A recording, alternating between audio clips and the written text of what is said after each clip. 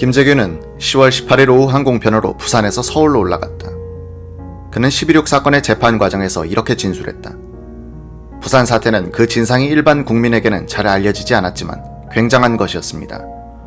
본인이 확인한 바로는 불순 세력이나 정치 세력의 배후 조종이나 사주로 일어난 것이 아니라 순수한 일반 시민에 의한 민중 봉기로서 시민이 데모대원에게 음료수와 맥주를 날라다주고 피신처를 제공하는 등 데모하는 사람과 시민이 완전히 의기투합하여 한 덩어리가 되어 있었고 수십 대의 경찰차와 수십 개소의 파출소를 파괴하였을 정도로 심각한 것이었습니다. 본인이 부산을 다녀오면서 바로 박 대통령에게 보고를 드린 일이 있습니다. 김계원, 차지철 실장이 동석하여 저녁 식사를 막 끝낸 식당에서였습니다. 부산 사태는 체제 저항과 정책 불신 및 물가 고에 대한 반발에 조세 저항까지 겹친 밀란이라는 것과 전국 5대 도시로 확산될 것이라는 것 및 따라서 정부로서는 근본적인 대책을 강구하지 않으면 안 되겠다는 것 등 본인이 직접 시찰하고 판단한 대로 솔직하게 보고를 드렸으면 물론입니다. 그랬더니 박 대통령은 버럭 화를 내더니 앞으로 부산 같은 사태가 생기면 이제는 내가 직접 발포 명령을 내리겠다. 자유당 때는 최인규나 곽영주가 발포 명령을 하여 사형을 당했지만 내가 직접 발포 명령을 하면 대통령인 나를 누가 사형하겠느냐고 역정을 내셨고 같은 자리에 있던 차 실장은 이 말 끝에 캄보디아에서는 300만 명을 죽이고도 까딱 없었는데 우리도 데모대원 100만, 200만 명 정도 죽인다고 까딱이 있겠습니까? 하는 무시무시한 말들을 함부로 하는 것이었습니다. 그런데 박 대통령의 이와 같은 반응은 절대로 말만에 그치는 것이 아니라는 것이 본인의 판단이었습니다. 박 대통령은 누구보다도 본인이 잘 압니다. 그는 군인 출신이고 절대로 물러설 줄 모르는 분입니다. 더구나 10월 유신 이후 집권욕이 애국심보다 훨씬 강해져서 심지어 국가의 안보조차도 집권욕의 아래에 두고 있던 분입니다. 이승만 대통령과 여러모로 비교해봤지만 박 대통령은 이 박사와는 달라서 물러설 줄을 모르고 어떠한 저항이 있더라도 기필코 방어해내고 말 뿐입니다. 4.19 같은 사태가 오면 국민과 정부 사이에 치열한 공방정이 벌어질 것은 분명하고 그렇게 되면 얼마나 많은 국민이 희생될 것인지 상상하기에 어렵지 아니한 일이었습니다. 그런데 4.19와 같은 사태는 눈앞에 다가왔고 아니 부산에서 이미 4.19와 같은 사태는 벌어지고 있었습니다. 김재규는 1979년 초에 일어난 이란 혁명에 대해 연구를 시킨 적이 있었다. 일반 시민의 봉기를 제압하는 것이 매우 어렵다는 얘기를 평소에 자주 했다. 그는 부산 사태의 현장 시찰을 하고 서울에 올라와서는 부산에 연고가 있는 간부들을 현지로 내려보내 사태의 원인을 분석하도록 지시했다. 부산 시위 현장에 다녀온 직후에 김재규를 가장 가까이에서 관찰했던 사람은 김봉태였다. 김재규 부인의 여동생, 남편으로서 의사인 김봉태 씨는 퇴근 뒤 거의 매일 남산기슭의 정보부장 공관으로 손위 똥서를 찾아갔다. 김재규 부부와 저녁을 먹으면서 가끔 충고를 하기도 했다. 김 씨는 이렇게 기억했다. 부산 사태를 시찰하고 돌아온 다음 날인가 저녁 식사 때 이런 대화를 나눈 기억이 납니다. 제가 밀란이라면 반란 아닙니까? 라고 되물었더니 그분은 자네가 그런 말을 하나? 라고 하더니 그렇지 그건 민중봉기야. 민중봉기라고 말하더군요. 이날부터 김재규의 분위기는 싹 달라졌다고 한다. 식탁에서도 말이 없었고 굳은 표정으로 무엇을 골똘히 생각하는 것 같았다. 사람도 피했다. 저녁 식사 뒤에는 여느 때처럼 잡담도 하지 않고 바로 2층으로 올라가 버렸다. 김재규는 10월 24일 당시 공화당 의원 이우락을 만났을 때 지나치는 말처럼 제가 싹 해치우겠습니다 라고 했다고 한다. 이우락은 그때는 신민당을 해치우겠다는 뜻으로 알아들었다는 것이다.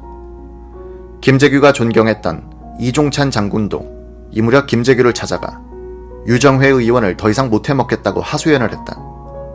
김재규는 조금만 기다려 주십시오 라고 사정하더라는 것이다. 박 대통령은 10월 19일 오후 싱가포르 이광효 총리의 예방을 받았다. 이 총리는 10월 16일에 내한했었다. 박 대통령은 이 총리에게 우리 농촌에 대한 인상을 물었다. 이 총리는 농민의 생활 수준이 대단히 높은데 놀랐다고 답했다. 대접견실에서 훈장 수여와 기념 촬영이 끝나자 두 사람은 서재로 옮겨 요담에 들어갔다. 창가에는 가을 양광이 따스하게 비치고 있었다. 이날 박 대통령은 대단히 만족해했다.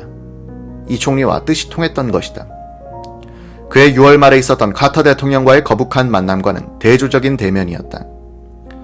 박정희, 이광유 두 사람 다 공산주의자와 싸워가면서 아시아의 후진국을 개발도상국으로 도약시키는 데 성공한 국가 지도자인 만큼 서로의 고뇌를 동병상련의 마음으로 이해했던 것 같다. 이날 저녁에 베풀어진 만찬에서 이광유 총리는 답사를 통해 이렇게 말했다. 대한민국의 성공과 경제 번영은 대한민국 국민과 그 지도자들의 자질이 어떠한가를 가장 잘 나타내는 징표이며 한국이 공업, 농업 분야에서 이룩한 발전은 다양하고 뚜렷하다. 이와 같은 발전은 첫째, 능력있고 추진력이 강한 국민과 둘째, 확고한 지도력 없이는 성취될 수 없는 것이다. 어떤 지도자들은 그들의 관심과 정력을 대중매체로부터 각광을 받고 여론조사에서 호의적인 반응을 얻는 데 소모하고 다른 지도자들은 일에 모든 정력을 집중하고 자신들의 평가를 역사의 심판에 맡긴다. 박 대통령 각하가 바로 눈앞의 현실에 집착하는 분이었다면 오늘의 대한민국은 존재하지 않았을 것이다.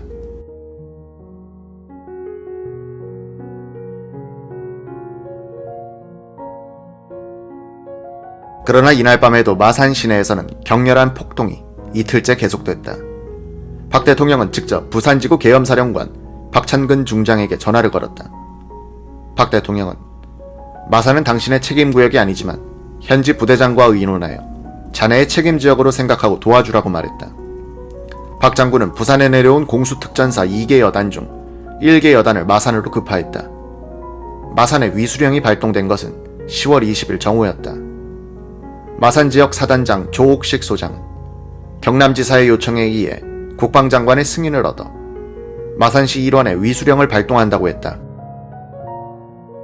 위수령은 그 지역 행정 책임자의 요청에 의해서 내려지게 돼 있지만 김성주 당시 경남지사는 병력을 요청한 사실이 없었다. 모든 실제 행동은 청와대 주변의 권력 핵심에서 이뤄졌고 발표는 요식 행위에 지나지 않았다. 박 대통령은 신속한 강경 진압책과 함께 시국 수습 방안의 연구를 직접 지시했다. 20일쯤 박 대통령은 공화당 신영식 사무총장에게 전화를 걸어 시국 수습에 관한 당 의원들의 의견을 수집 보고하라. 발언 내용에 대한 일체의 책임은 내가 질 테니 정확한 보고를 올려라 라고 명령했다.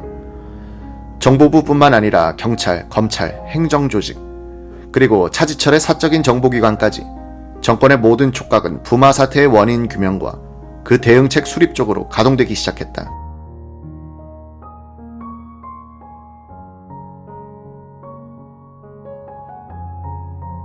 (10월 21일은) 일요일이었다.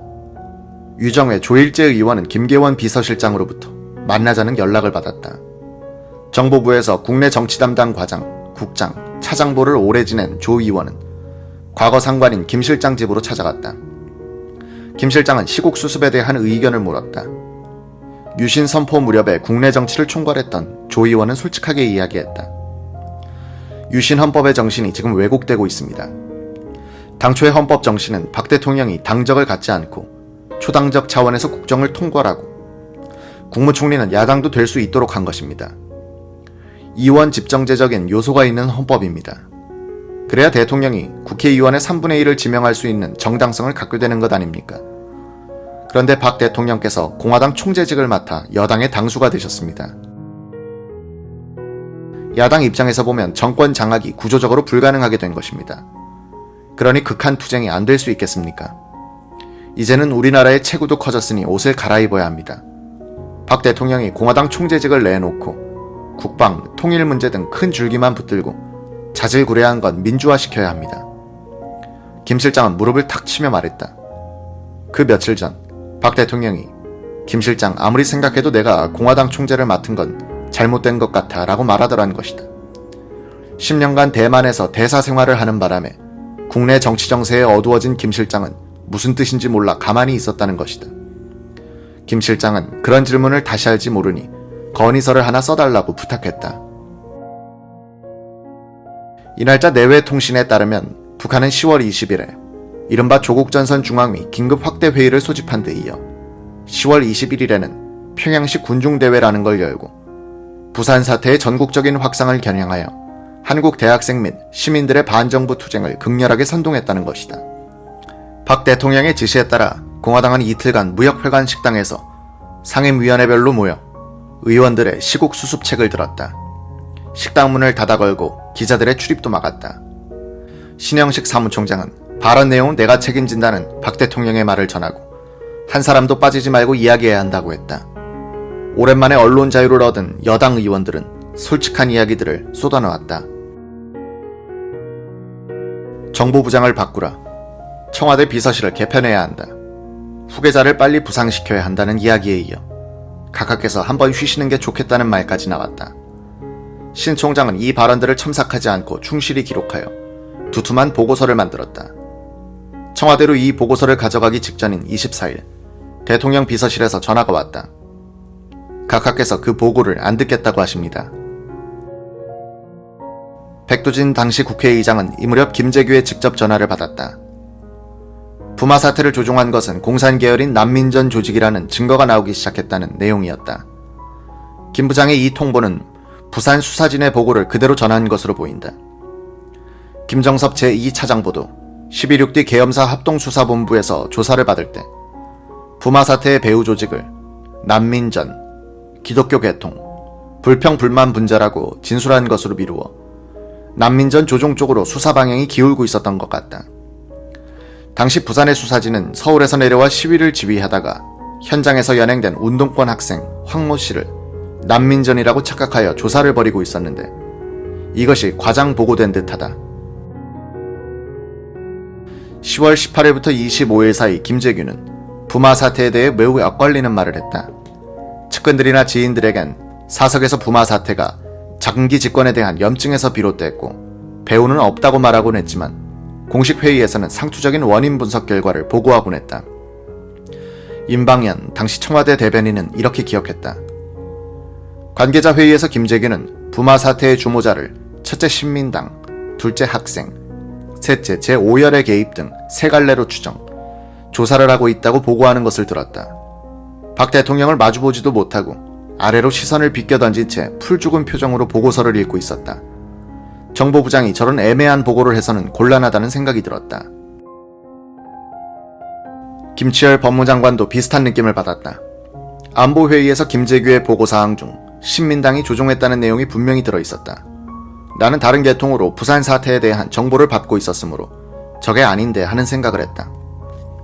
김재규는 부산 사태를 현지 시찰하고 돌아온 직후 정보부 간부들을 모아놓고 이런 말을 했다.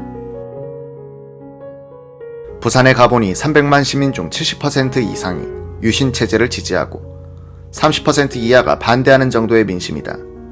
부산 시가나 항만은 유신 후에 눈부신 발전을 하고 있어 일부 시민이 호응했다고 해도 행정관청에서 과감한 시정만 하면 곧 회복될 것이다.